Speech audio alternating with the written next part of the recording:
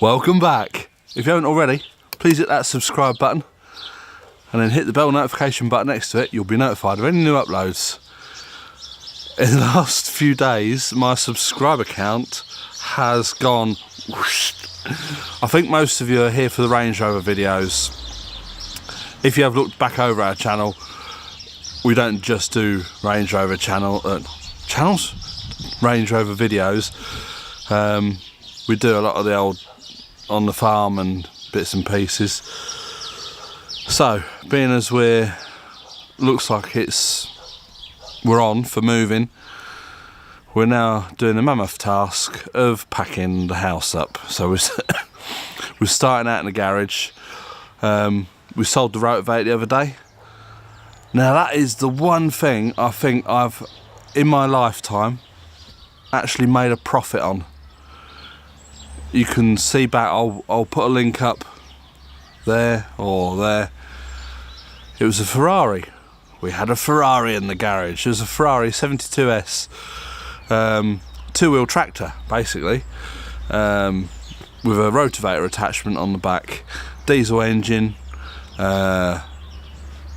reverse, 2 forward speeds, high and low, 2-speed PTO, diff lock, brakes, you name it, it had it. It was like the Ferrari of the Rotavators. I paid €250 for it and we sold it for €800. And I've never ever made profit on anything ever, I don't think. Only a car that I had, that somebody crashed into me once, and I think I paid $1,200. It was a nice Jaguar XJ40 Sovereign, beautiful car. I only bought it because I had an XR3i, Escort XR3i. This is a bit of a story. I bought from a lad at work an Escort XR3i. He'd welded it up and he wanted to sell it, and I paid £140 for the car. They were quite nippy little things. I couldn't insure it. I was 22 at the time, and everywhere I phoned up for insurance, they didn't want to know. So round the corner from where I was living in Cambridge at the time, there was a pet shop, and there was this nice silver Jaguar XJ40 Sovereign sitting there, and it had £1,500 in the window. So I went and had a word with him in the pet shop. 2 owners from new. He was the second owner. He'd just put 5 brand new tyres on it because they had silly metric sized tyres on them. I knocked him down to £1,200, and he was only selling it because he'd bought the newer shape Jaguar, which was I think the X300s, and the first week he had it, the alarm packed up. He took it back to Marshall's Jaguar, and his bill for the alarm was over £1,000, so he had to sell his other car. Anyway, I bought it, absolutely beautiful, drove like it was brand new, 3.6 litre, and I insured that for £600 fully comp. And I asked the bloke from the insurance company why it was so cheap, and he said, well, to be honest, a bit of a granddad's car. But the thing used to do nearly 150 mile an hour. Unbelievable. Anyway, someone decided to crash into it, and by the time all the insurance paid out and that, I got £5 back for that. So I did make money on that one, but I would have rather have kept the car, to be honest. Anyway, I digress. We're going to go in the garage now and see what's what and start having a clear up. I won't bring you along for all of it, but I'll show you the house and how much we've got to clear out. I mean, the house goes up to the big barn doors here. We've got 3 bedrooms upstairs, 2 bathrooms, lounge, massive dining room with the office at the end, kitchen, pantry. That all needs packing up. And then we've got the massive barn here, then the garage, then the cow shed, and then round the corner we've got what we call the Wendy house, which is another separate shed. Oh, don't you just love moving? So I'll just show you what the front of the house looks like, and then we'll go into the garage and see what's what. We're going to be leaving the greenhouse, but we'll take the polytunnel down because the polytunnel frame could be quite useful.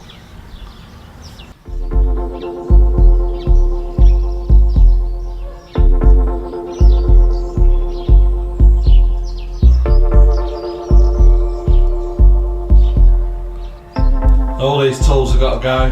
the old hydraulic press, metal cutting bandsaw, pipe bender, all that lot under there. We've got all this stuff on these shelves as well. So I'm not going to bring you along for all this, but you know what it's like when you've got a garage or a shed. You tend to get a collection of nuts, bolts and screws in various pots all over the place. Well, we've got some bookshelf case things here that came out of the house. They've only been there, well, they was there a week and I'd already filled it up. So I'm going to go through it. Anything that's rubbish is going in the bin. And we'll take it from there. So I won't bring you along because it'll be very boring. But yeah, it's just this is what's going to be taking up our time for the next, for the foreseeable. I'll try and get some other videos in. I will try and get some Range Rover videos on. But we've got a bit of a mammoth task ahead of us at the moment, so we'll be concentrating on this. So I'll catch you in a bit. That's pretty much it for today. I've had enough in there. Don't realise how much junk you accumulate over a few years.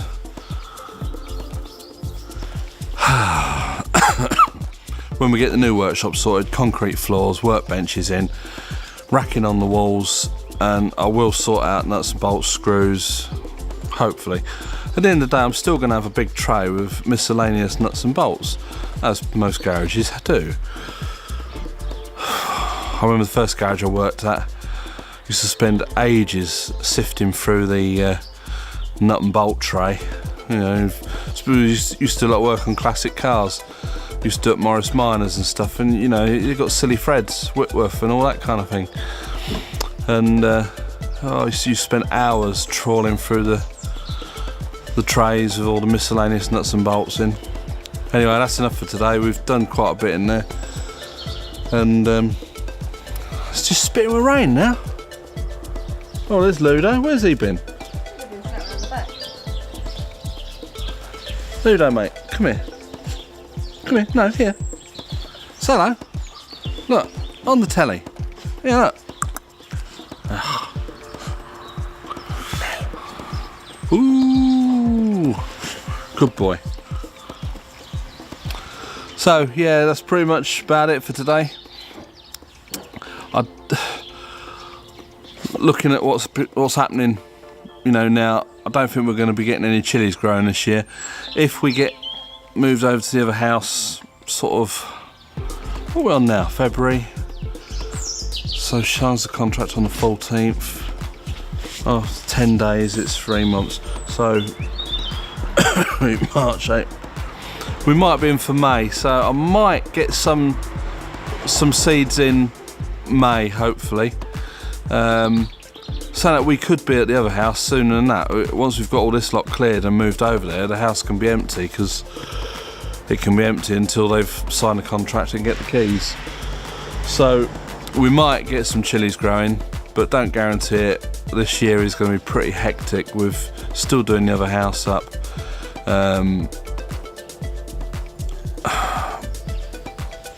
It is what it is.